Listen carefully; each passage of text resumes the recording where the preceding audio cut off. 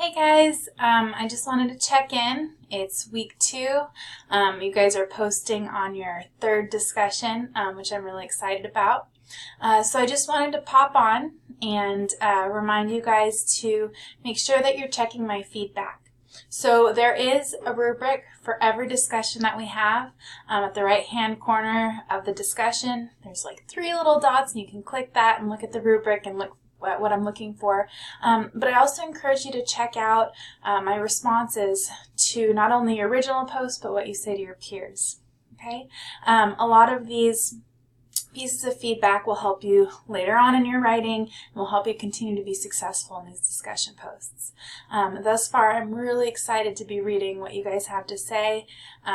We're gearing up for one of our first kind of writing assignments, which I'm really excited about. Please let me know if you have any questions, and I'll talk to you again soon.